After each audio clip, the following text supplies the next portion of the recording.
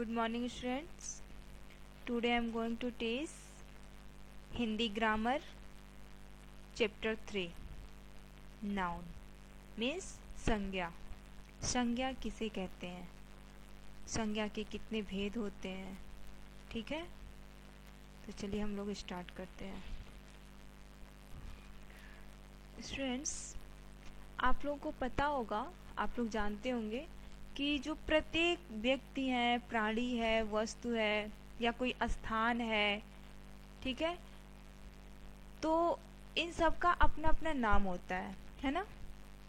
तो यही जो नाम है उसको व्याकरण में मीन्स ग्रामर की दृष्टि से, व्याकरण की दृष्टि से उसको हम संज्ञा कहते हैं, ठीक है। तो इस प्रकार अगर हमसे कोई पूछे कि संज्ञा किसे कहते हैं तो हम बता सकते हैं कि किसी व्यक्ति, प्राणी, वस्तु, स्थान, गुण, भाव या अवस्था के नाम को संज्ञा कहते हैं। ओके, किसी व्यक्ति, प्राणी, वस्तु, स्थान, गुण, भाव या अवस्था के नाम को संज्ञा कहते हैं। पशु पक्षी भी के पशु पक्षियों का भी नाम होता है तो वो भी संज्ञा में ही आते हैं, ठीक है। नेक्स्ट है संज्ञा के भेद। संज्ञा के कितने भेद होते हैं? Kinds of noun. संज्ञा के कुल 5 भेद होते हैं। अभी तक तो आप इसके प्रमुख 3 भेदों के बारे में जानते थे कि संज्ञा के 3 भेद होते हैं, व्यक्तिवाचक, जातिवाचक और भाववाचक। इसके बारे में तो आप लोग पढ़ चुके हैं, बट इसके अलावा 2 अन्य भेद भी होते हैं संज्ञा के, वो है समूहवाचक और द्रव्यवाचक। इस प्रकार संज्ञा के कुल 5 भेद होते हैं: व्यक्तिवाचक संज्ञा, जातिवाचक संज्ञा, भाववाचक संज्ञा, समूहवाचक संज्ञा और द्रव्यवाचक संज्ञा। ओके, तो सबसे पहले आता है इसमें व्यक्तिवाचक संज्ञा। व्यक्तिवाचक संज्ञा किसे कहते हैं? Proper noun. What is proper noun?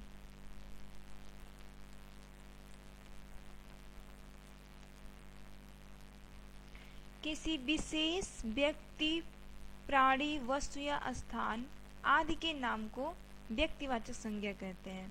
किसी विशेष व्यक्ति का, जैसे ताजमहल यमुना के किनारे है, भारत देश महान है, महात्मा गांधी जी को बापू कहा जाता है। तो हम यहाँ इसकी परिभाषा में हम पढ़े हैं कि किसी विशेष व्यक्ति, प्राणी, वस्तु या स्थान का नाम।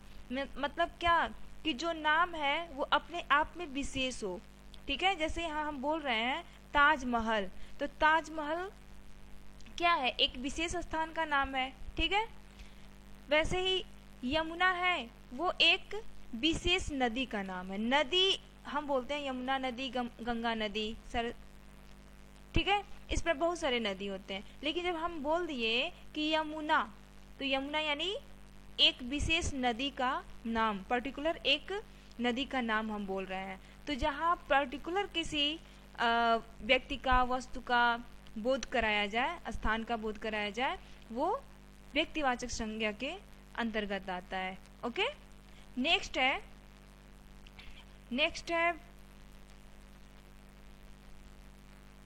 भारत देश महान है। अब जैसे भारत देश ये है तो ये देश, भारत देश एक देश है, लेकिन देश तो बहुत सारे हैं। अमेरिका है, पाकिस्तान है, भूटान है, नेपाल है, बहुत सारे देश है, लेकिन यहाँ पे कहा जा रहा है भारत देश, यानी भारत देश की विशेषता बताई जा रही है। अगर बोला जाता कि देश महान है, तो कौन सा देश महान है हम नहीं पता कर पाते, तब वो पूरा देश, कोई भी देश आ सकता था। लेकिन हम जब यहाँ नाम दे दिए कि भारत देश महान है, यानी कि ये भारत जो एक विशेष नाम की तरफ बोध करा रहा है। इस प्रकार ये व्यक्तिवाचक संज्ञा के अंतर्गत आएगा। वैसे महात्मा गांधी है, तो महात्मा गांधी भी एक विशेष व्यक्ति का नाम है। तो जो भी विशेष व्यक्ति, प्राणी, वस्तु या स्थान के नाम का बोध कराए, जो भी शब्द, वो व्यक्तिवाचक संज्ञा के अंतर्गत आएगा। इसके अलावा लाल किला है, ठीक है, हिमालय है, मदर टेरेसा, रामचरितमानस आदि, ये सब विशेष व्यक्तिवाचक संज्ञा के अंतर्गत आता है। जातिवाचक संज्ञा किसे कहते हैं? जिस संज्ञा से उसके पूरे वर्ग या जाति का बोध होता है उसे जातिवाचक संज्ञा कहते हैं। यानी कि जो भी शब्द है उस शब्द से पूरे उसके जाति का, उसके वर्ग का पता चल जाए। अब जैसे देश है, गांव है, नदी है, तो इससे क्या है, अब देश हम बोल रहे हैं तो देश में पूरे देश आ जाएंगे, ठीक है, भारत, अमेरिका, पाकिस्तान, इंग्लैंड, सब, जापान, सारे देश आ जाएगा, यानी पूरे देश का बोध करा रहा है। गांव है तो पूरे गांव का उसमें आ जाएगा गांव, नदी है पूरी नदी उसमें आ जाएगी। जब हम उसका पर्टिकुलर नाम लेंगे तब वो व्यक्तिवाचक में आएगा, अगर उसका नाम नहीं ले रहे हैं तो वो पूरे जाति का या वर्ग का बोध कराता है। अब जैसे एक गांव में एक किसान रहता था, अब गांव का नाम तो नहीं दिया है कि किस गांव में रहता था, तो गांव जो है वो जातिवाचक संज्ञा होगा, ठीक है। आकाश में पक्षी उड़ रहे हैं, अलग अलग पक्षियों के अलग अलग नाम हुए हैं, लेकिन कौन सा पक्षी उड़ रहा है वो नाम नहीं दिया गया, इसलिए ये जातिवाचक संज्ञा में आएगा। नेक्स्ट है भाववाचक संज्ञा। भाववाचक संज्ञा जिस संज्ञा से किसी प्राणी या वस्तु के किसी गुण, भाव या दशा अवस्था का बोध होता है उसे भाववाचक संज्ञा कहते हैं। जैसे आश्चर्य, क्रोध, बुढ़ापा, बचपन, प्यार, दुख, खुशी आदि, ये सब किस में आता है? भाववाचक संज्ञा में आता है। इनका भी एक नाम होता है ना, लेकिन ये न तो कोई वस्तु है, न व्यक्ति है, न स्थान है, लेकिन है ये संज्ञा ही। लेकिन इसका कार्य क्या होता है? इसको हम न छू सकते हैं, न इसको अपने हाथ में ले सकते हैं, न इससे बात कर सकते हैं, बस हम इससे क्या कर सकते हैं? इसको महसूस कर सकते हैं, फील कर सकते हैं। तो ये इस तरह के शब्द भाववाचक संज्ञा के अंतर्गत आते हैं। जैसे हमें क्रोध नहीं करना चाहिए, हमें अपने देश से प्रेम करना चाहिए, तो ये जो क्रोध शब्द है, क्रोध शब्द, ये कोई आपको दिखेगा नहीं, आपके सामने वो नहीं दिखेगा, लेकिन हम क्रोध नाम तो दे दिए हैं, उसका हम क्या करते हैं? उसको महसूस करते हैं। किसी को हम गुस्से में देख लेते हैं, उसका भाव जो होता है उसके चेहरे पे दिखाई देता है। अगर वो खुश है तो खुशी का भाव दिखेगा, अगर वो दुखी है तो दुखी का भाव दिखेगा, अगर वो गुस्से में है, क्रोधित है, तो वो भाव उसके चेहरे से नजर आ जाता है ना। तो ये भाववाचक संज्ञा के अंतर्गत आता है, जिसको ना हम छू सकते हैं न देख सकते हैं, बस उसको महसूस कर सकते हैं। हमें अपने देश से प्रेम करना चाहिए। ये प्रेम शब्द क्या है? ये कोई वस्तु है, कोई स्थान का नाम है? नहीं ना, ये एक बस भाव है जिसको हम फील करते हैं। प्रेम, नफरत, घृणा, ठीक है, तो ये सब भाववाचक संज्ञा के अंतर्गत आता है। जैसे हम बोले कि हमें अपने देश से प्रेम है, शिक्षक ने छात्र की प्रशंसा की, तो प्रशंसा हुआ, प्रेम हुआ, ये सब क्या है? भाव, गुण या अवस्था का बोध कराती हैं। ये हम केवल अनुभव कर सकते हैं, इन सबको हम केवल अनुभव कर सकते हैं, इन्हें देख या छू नहीं सकते हैं, स्पर्श नहीं कर सकते हैं। ऐसी संज्ञाओं को भाववाचक संज्ञा कहते हैं। Okay, understood. अब हम आते हैं समूहवाचक संज्ञा की तरफ। समूहवाचक संज्ञा किसे कहते हैं?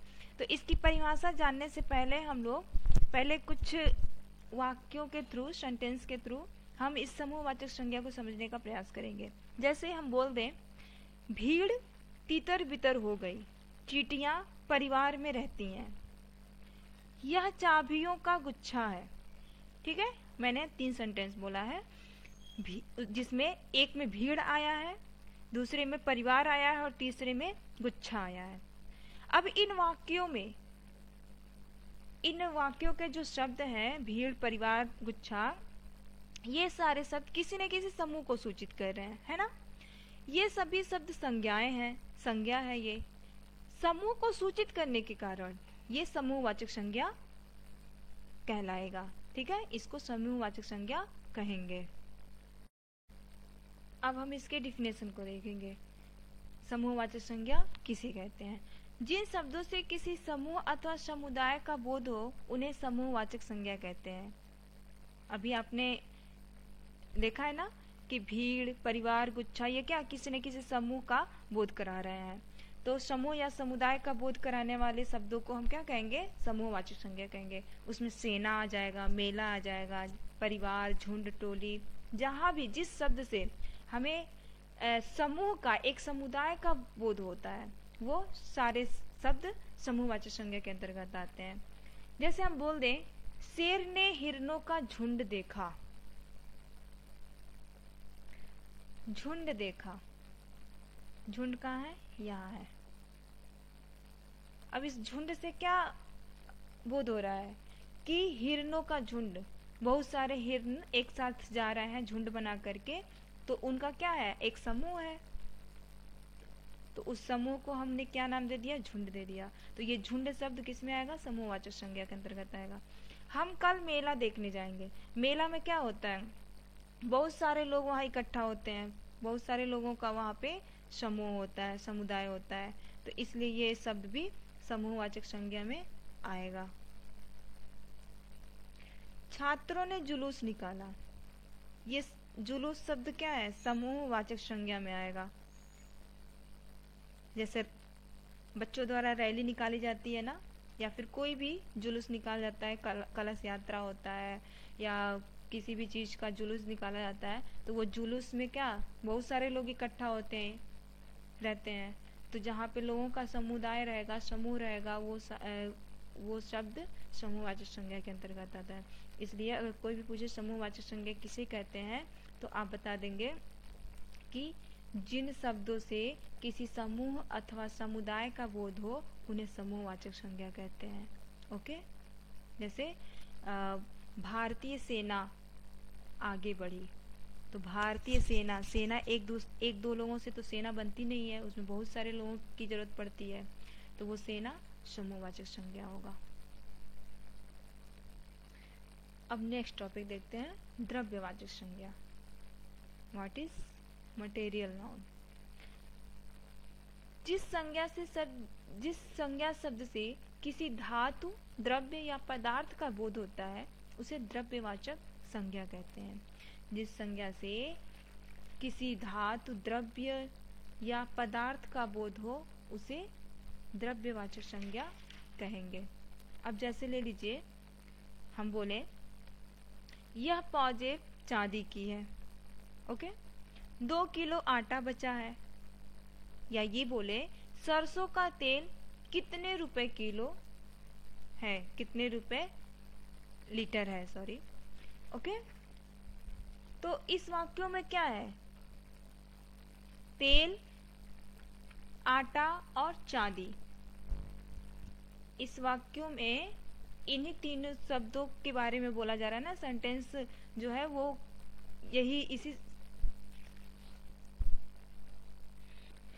इन्हीं शब्दों की विशेषता है इसमें।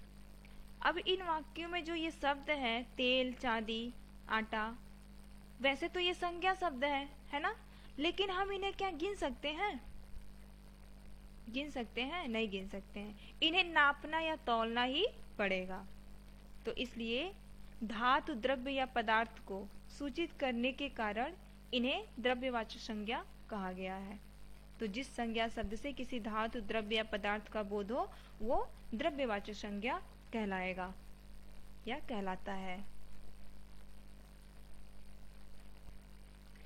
जैसे सोना, चांदी, तांबा, चीनी, पानी, पेट्रोल, चावल, मिट्टी, ये सब आदि शब्द द्रव्यवाचक संज्ञा में आते हैं।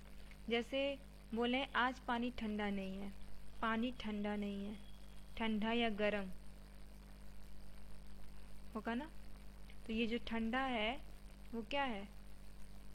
द्रव्यवाचक संज्ञा में आएगा। माँ बाजार से चावल लाई, चावल। सोने के आभूषण महंगे होते हैं। सोना क्या है? एक पदार्थ है।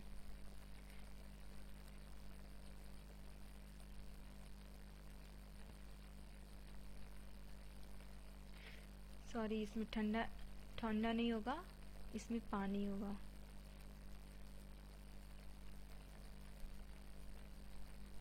पानी, पानी क्या है, एक तरल पदार्थ है ना।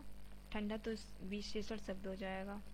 तो आज पानी ठंडा नहीं है, तो पानी क्या होगा, द्रव्यवाचक संज्ञा हो जाएगा। ओके। माँ बाजार से चावल लाई, चावल क्या है, ये भी एक द्रव्यवाचक संज्ञा है। सोने के आभूषण, सोना भी एक धातु है जो कि द्रव्यवाचक संज्ञा में आता है।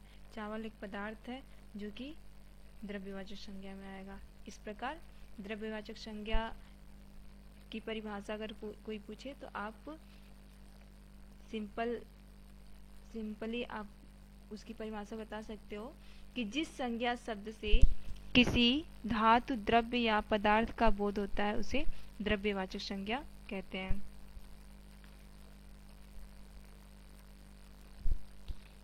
अंडरस्टूड? Very good.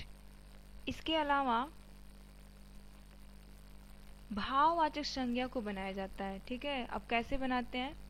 भाववाचक संज्ञा शब्द 4 प्रकार के शब्दों से बनते हैं। जातिवाचक संज्ञा से, सर्वनाम से, क्रिया से और विशेषण से। जातिवाचक संज्ञा से भाववाचक संज्ञा कैसे बनाया जाता है, मैं एक एग्जाम्पल में बता देती हूँ। जैसे जातिवाचक संज्ञा है बच्चा, बच्चा, लड़का, ओके, मित्र, इस तरह ये क्या है, ये जातिवाचक संज्ञा है। तो बच्चा से अगर भाववाचक संज्ञा बनाना हो तो बच्चा का भाववाचक संज्ञा होगा बचपन। ओके। लड़का का होगा लड़कपन, लड़का जातिवाचक संज्ञा हो जाएगा और लड़कपन भाववाचक संज्ञा हो जाएगा। इसी प्रकार मित्र जातिवाचक संज्ञा है लेकिन मित्रता भाववाचक संज्ञा, ये मित्र से मित्रता बना है तो ये जातिवाचक संज्ञा से भाववाचक संज्ञा बना है। ऐसे ही सर्वनाम शब्दों से भी भाववाचक संज्ञा बनता है। जैसे सर्वनाम क्या हो गया, अपना, पराया, ये सर्वनाम शब्द है। तो सर्वनाम शब्द से भाववाचक संज्ञा बनाएंगे तो अपना का हो जाएगा अपनापन, पराया का परायापन। विशेषण शब्दों से भाववाचक संज्ञा बनाना हो तो जैसे विशेषण शब्द है सुंदर है, सफल है, खट्टा है, मीठा है, तो सुंदर का सुंदरता हो जाएगा भाववाचक संज्ञा, सफल का सफलता हो जाएगा, खट्टा का खटास हो जाएगा, मीठा का मिठास हो जाएगा। ओके। इसी प्रकार क्रिया शब्दों से भी भाववाचक संज्ञा बनाया जाता है। जैसे क्रिया शब्द है लिखना, पढ़ना, ठीक है, सोना, जागना, तो लिखना का भाववाचक संज्ञा हो जाएगा लिखाई, पढ़ना का हो जाएगा पढ़ाई। लड़ना क्या है, एक क्रिया है, वर्ब है, तो इसका भाववाचक संज्ञा क्या होगा, लड़ाई। ओके। खेलना क्या है, एक क्रिया है और इसका भाववाचक संज्ञा में जब हम परिवर्तित करेंगे तो ये हो जाएगा खेल, भाववाचक संज्ञा हो जाएगा खेल। ओके। इस प्रकार जातिवाचक संज्ञा से, सर्वनाम शब्दों से या विशेषण शब्दों से या क्रिया शब्दों से भाववाचक संज्ञाएं बनती हैं। तो अभी हम लोग सर्वनाम शब्द, विशेषण या क्रिया को हमने पढ़ा नहीं है, लेकिन किस तरह भाववाचक संज्ञा बनाया जाता है इन सारे शब्दों से, इसको हमें जानना जरूरी था। ओके। तो इस प्रकार ये आपका जो चैप्टर 3 है नाउन वो कंप्लीट हो गया। तो इसको आप लोग कॉपी में राइट करके लर्न करोगे। Okay okay, thank you so much.